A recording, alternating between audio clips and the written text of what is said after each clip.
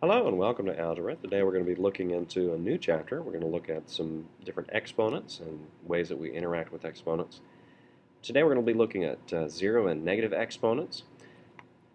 One of my favorite lessons, we get to talk about Chuck Norris and zero exponents. So let's go ahead and get started.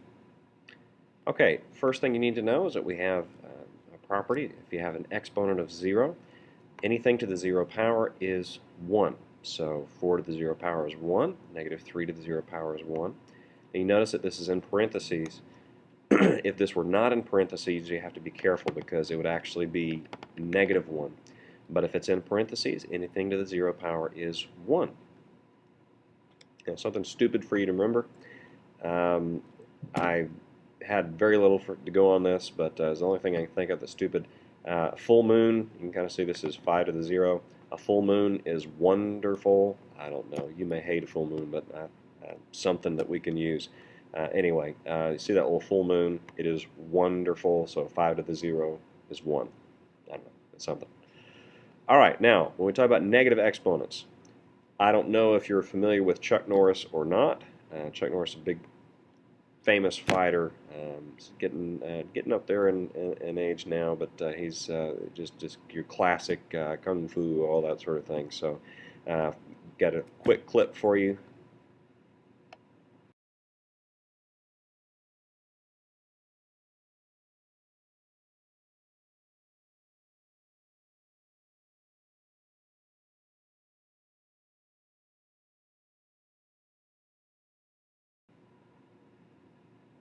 All right. So now that you've seen Chuck Norris take on the car by himself through the windshield, let's look at Chuck Norris and his girlfriend. So we have a two-story house. That's important. Two-story house.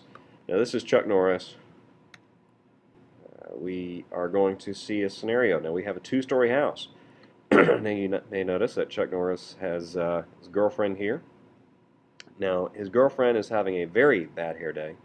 You can see with the hair going crazy there.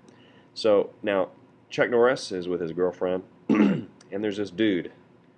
Dude's being kind of negative towards Chuck Norris's girl. Now you can see from the video clip, yeah, you don't mess with Chuck Norris. So what's going to happen? Well, this dude, he's being negative to Chuck Norris's girl. Chuck Norris is going to, of course, roundhouse kick the dude down into the other story. And so now dude has been very negative towards Chuck Norris's girl. He's not negative anymore.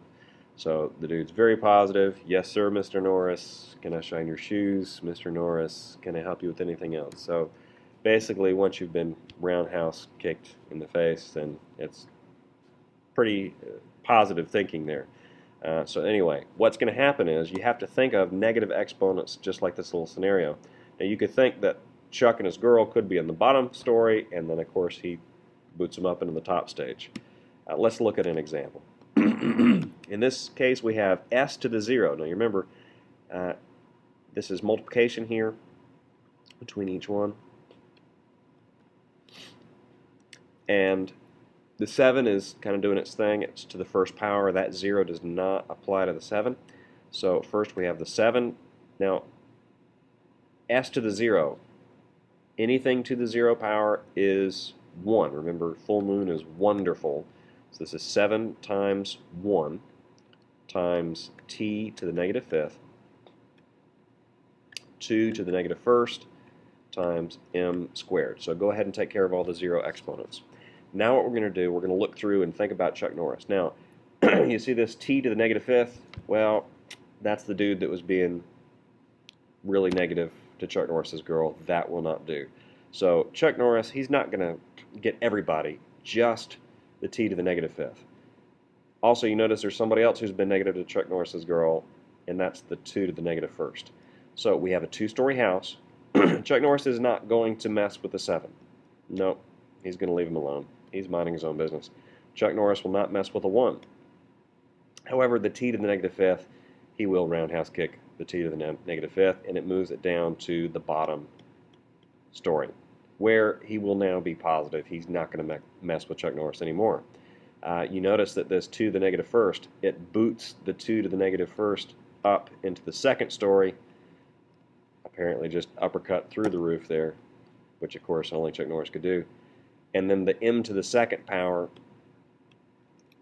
Chuck Norris is leaving him alone as well. So basically you have these two. T to the negative fifth has been bumped down, to the negative first has been bumped up, and everything else stays exactly the same. So now we just need to go through. 2 to the first is just 2.